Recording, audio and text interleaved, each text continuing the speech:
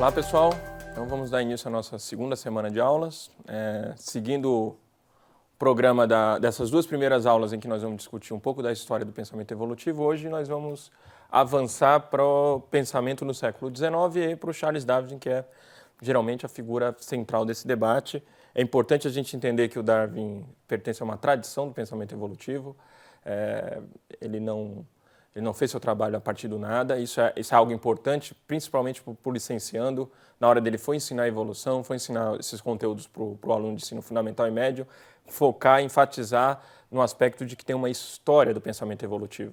O Darwin não chegou do nada e propôs tudo o que ele propôs, toda a sua obra, a partir do nada.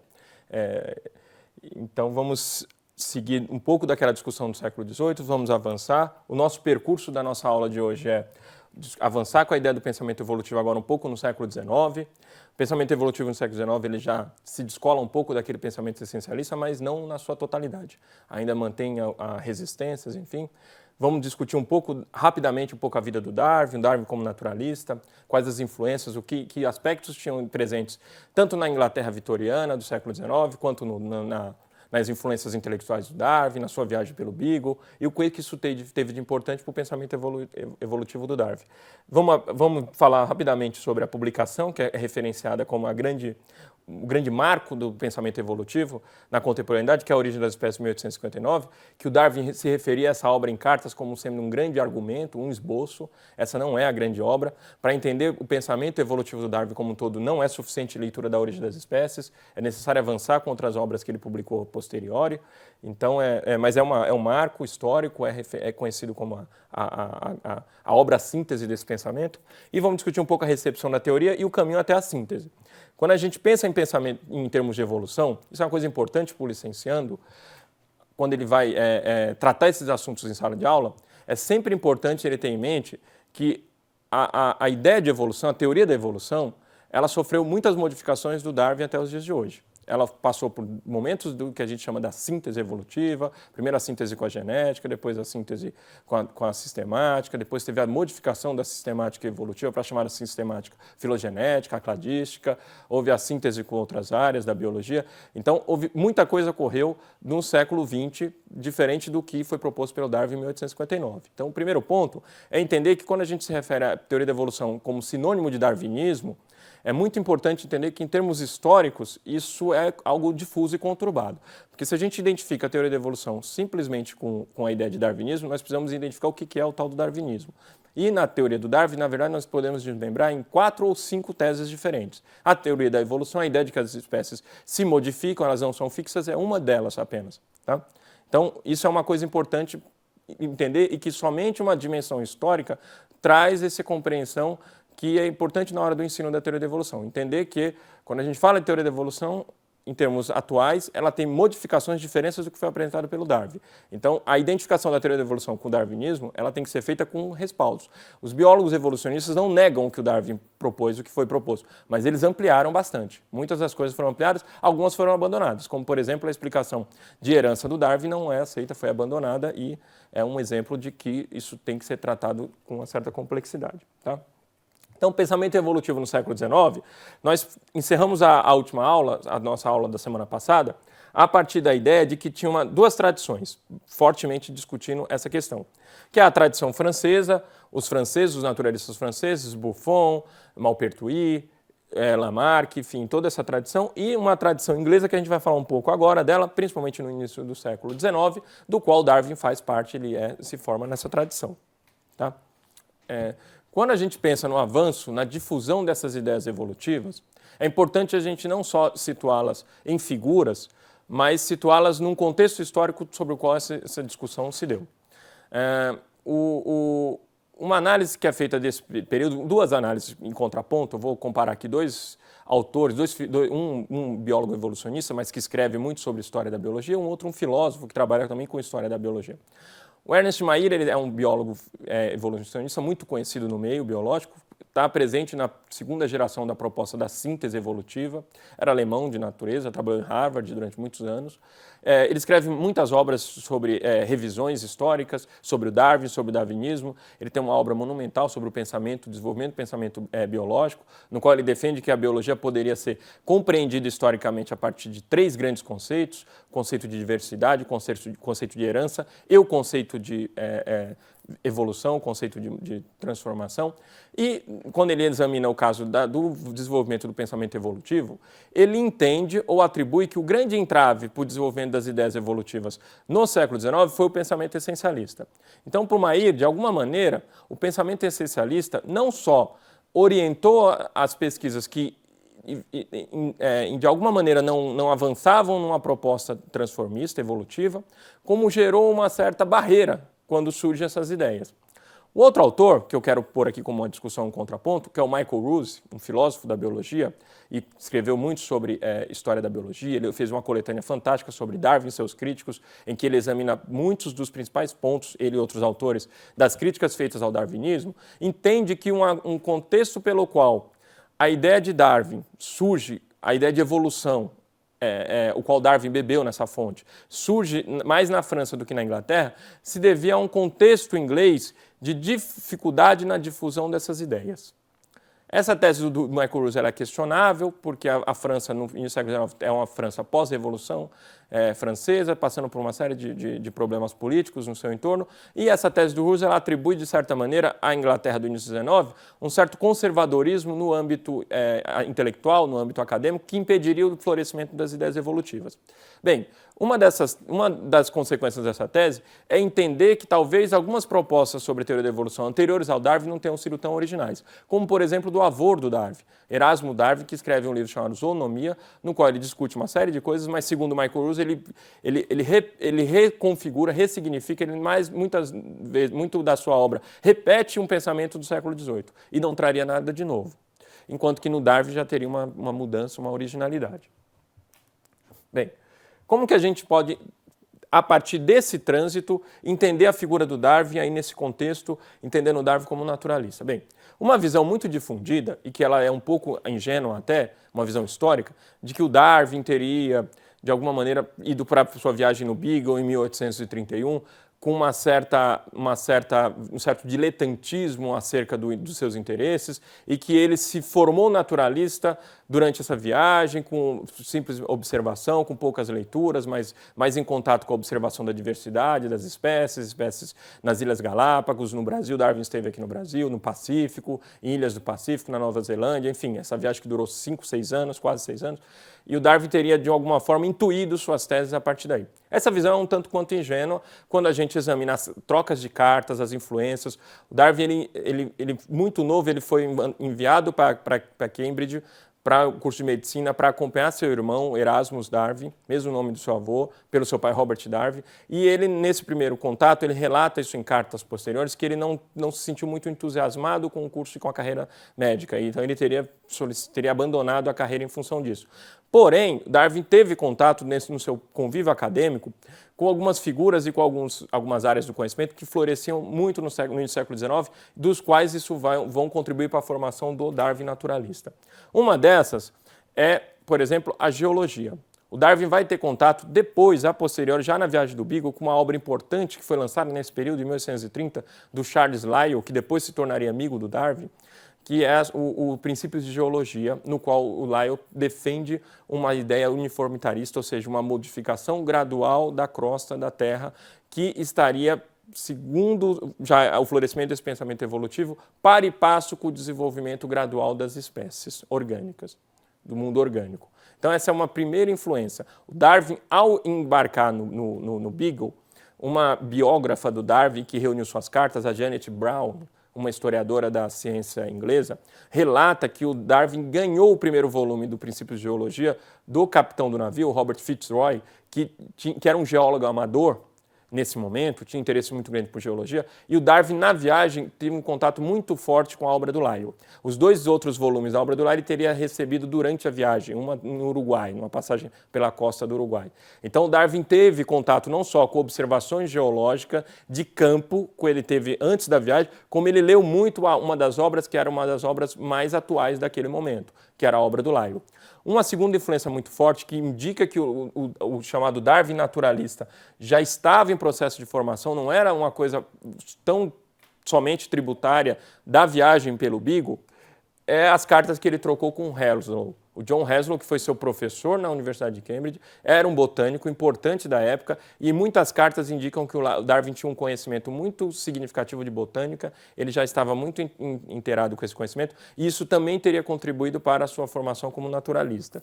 Então, a tese de que o Darwin intuiu suas teorias, sua teoria da evolução, ela cai por terra quando a gente examina o processo histórico de formação do Darwin naturalista. Ao retornar, o Darwin já tinha essas ideias, ele estabeleceu contato com alguns naturalistas da época, mas ele não tinha ainda uma espécie, isso é uma interpretação histórica razoável, de que o contexto histórico da Inglaterra da primeira metade do século XIX ainda não era favorável à difusão dessas ideias, porque ainda tinha uma resistência muito forte ao pensamento evolutivo que contrariasse o pensamento fixista e essencialista. E, de alguma maneira, isso estaria ligado a resistência à publicação do Darwin. Existem inúmeras interpretações de que o Darwin não teria publicado por suas questões de saúde, por conta da relação com sua esposa, que era uma devota anglicana, e o Darwin não queria, de alguma maneira, ferir os sentimentos tanto dela como da comunidade. Enfim, isso é uma discussão historiográfica que está presente, mas o que nós temos com uma certa segurança é que, de alguma maneira, de alguma forma, esse pensamento evolutivo que foi se desenvolvendo no Darwin, ele está muito ligado a leituras que ele fazia compulsivamente de obras, que chegavam de outros lugares, às suas observações e ao que ele acompanhava nas sociedades. O Darwin se associou a muitas sociedades científicas do século XIX. Na sua adolescência para a juventude, ele era sócio da Sociedade Pliniana de Londres, em que se faziam debates, apresentações de trabalhos naturalísticos. Depois ele se associou a outra sociedade, Sociedade Linneana, na sua volta do Beagle, enfim. E alguns eventos que ocorreram contribuíram para isso.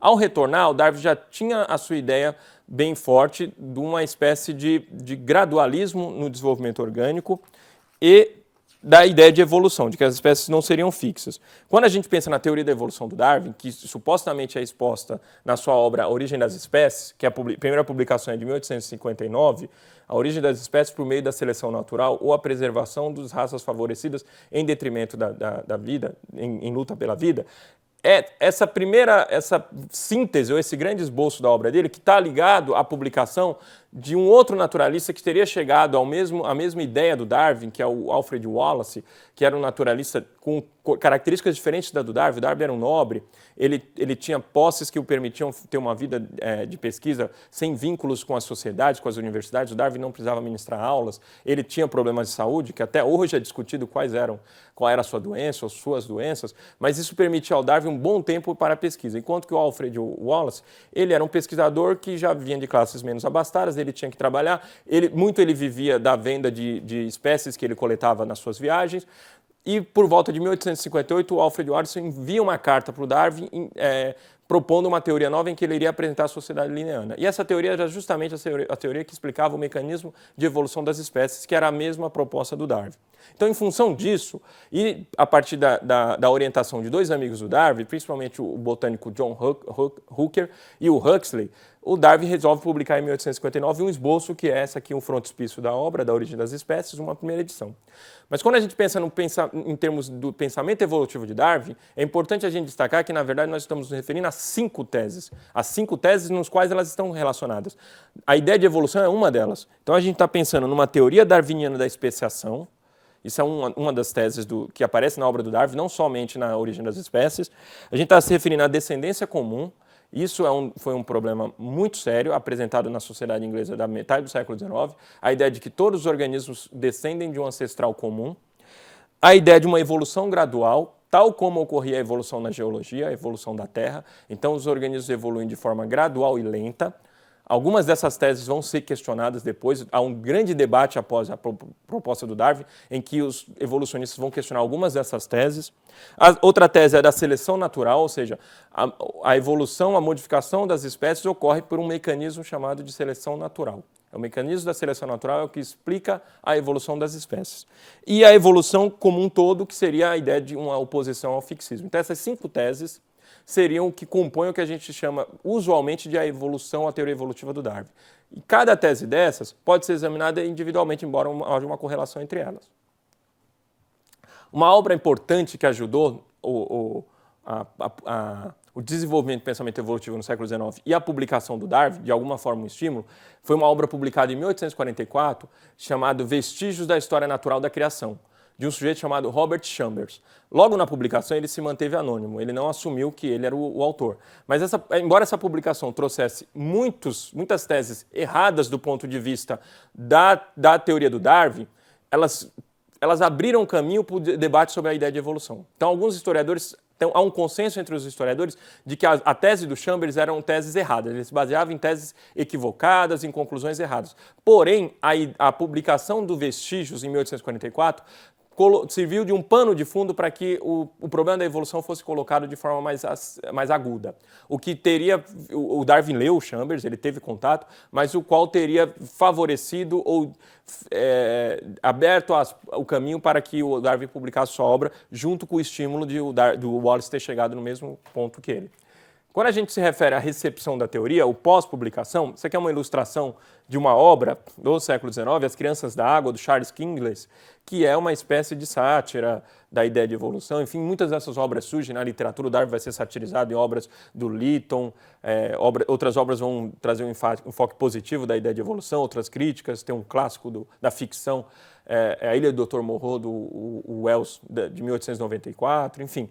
Mas após a publicação, o que a gente chama da recepção da teoria, ela gerou o que um historiador da biologia, o Peter Boyle, chama de um período que a gente conhece como eclipse do darwinismo. Muito foi debatido sobre a teoria da evolução do Darwin, muito foi incorporado, muito foi trabalhado com as evidências. Nós vamos ver nas próximas aulas o que seriam as evidências da teoria da evolução. Ao longo do nosso curso nós vamos avançar mais nesse debate. Essa aula de hoje é uma síntese de como surgiu essa proposta. E uma das coisas que mais é importante a gente destacar aqui é que, apesar desse debate forte, nem todos os autores aceitaram a seleção natural de cara, o gradualismo, a descendência comum já foi mais fácil de aceitação. Por exemplo, o botânico Asa Gray, amigo do Darwin, muitas cartas, existem muitas correspondências entre eles. O Asa Gray é norte-americano, ele difundiu o darwinismo nos Estados Unidos, embora o Asa Gray não concordasse com todas as teses, ele tivesse divergência acerca da seleção natural. Já no século XX, o desenvolvimento da genética fez com que os primeiros mendelistas, vamos dizer assim, o De Vries, o Bateson, não aceitassem a seleção natural. Enfim, o debate permaneceu, mas cada vez mais houve um consenso acerca da base da teoria da evolução, ou seja, as espécies não são fixas, elas se desenvolvem a partir de outras espécies. E há uma ascendência comum. Essas cláusulas vão ser cada vez mais reforçadas. Então, o debate que há interno, que a gente chama da herança darwinista, é interno a um debate como qualquer outra teoria exposta na ciência, em que ela é dinâmica e ela vai se modificando. Isso é muito importante para que a gente não traga uma interpretação histórica equivocada de que a teoria da evolução foi posta em xeque logo depois, décadas depois, pelos próprios naturalistas. Não, ela foi sendo trabalhada, sendo esculpida e sendo modificada, sendo abandonada aquilo que não se concordava com as teorias vigentes, com a empiria, aquilo que se concordava era incorporado. Por exemplo, para o Darwin, a ideia de uma herança, que é uma tradição ainda lamarckiana, que a herança se dá por uma mistura, por uma ideia de mistura de caracteres, isso foi abandonado depois pelo simples fato de que, tanto na tese do Darwin, isso é um pouco fraco, porque há uma dificuldade da seleção natural operar, uma vez que a herança se dá por mistura. Então, os mendelistas, após a revolução da genética, vão abandonar diretamente e vão pôr, inclusive, em xeque a ideia de seleção natural, porque numa tradição de herança por mistura não é possível que a seleção natural opere. Então, a gente tem um exemplo aí de uma tese, de uma tentativa de explicação da herança dada pelo Darwin, que não se manteve, foi abandonada, mas a sua tese como um bloco, no conjunto, ela se mantém e ela foi modificada até os dias de hoje, mas a base, o núcleo, se mantém de forma bem consistente. Tá? Então, a gente tem aqui um caminho ao que a gente chama até a síntese. Após essa proposta do Darwin, esse período do eclipse, a gente vai ter no século XX, que nós vamos discutir ao longo do nosso curso, mas vocês já viram em outras disciplinas ao longo do curso de vocês. é a ideia de que ocorreu uma síntese, ou seja, a teoria da evolução ela vai ser incorporada inicialmente à genética e a outras áreas da biologia, ao ponto de justificar a famosa frase do Dobzhansky, que é um personagem, um biólogo evolucionista importante da segunda geração da síntese, de afirmar em uma obra sua de que nada em biologia faz sentido senão à luz da teoria da evolução. Por quê? Porque a teoria da evolução ela passa, nesse processo de síntese, a incorporar, a fazer parte do universo das explicações biológicas, como uma teoria unificadora. Tá? Então, como um resumo da nossa aula de hoje, nós passamos um pouco pelo cenário dessa primeira metade do século XIX, como que o pensamento evolutivo do século XVIII avançou para o XIX na tradição francesa e inglesa. Nós vimos um pouco da formação do Darwin e os problemas colocados. Recomendo que vocês leiam o material indicado no site. Tenham contato mais com a obra, com a biografia do Darwin, porque é uma biografia riquíssima, longe daquelas visões mais estereotipadas, como o grande gênio que fez tudo sozinho. Nós vimos um pouco do entorno da publicação da Origem das Espécies e da mudança de paradigma que isso representou para a biologia. Tá? Lembrando que a Origem das Espécies foi um sucesso de publicação. Ela teve até 1872 6 edições. As 5 primeiras não tiveram modificações significativas, só na redação, coisas menores. Na 6ª edição há uma mudança de um capítulo mais significativa, mas nada que põe em xeque a teoria. E nós vimos os desdobramentos após a publicação da Origem das Espécies, avançando para o século XX, que é quando a gente tem a síntese da teoria da evolução e que avança para a ideia de evolução que nós trabalhamos hoje e que deve ser enfatizada principalmente no ensino. Bons estudos, façam todas as atividades, não deixem de fazer os trabalhos propostos e boa semana.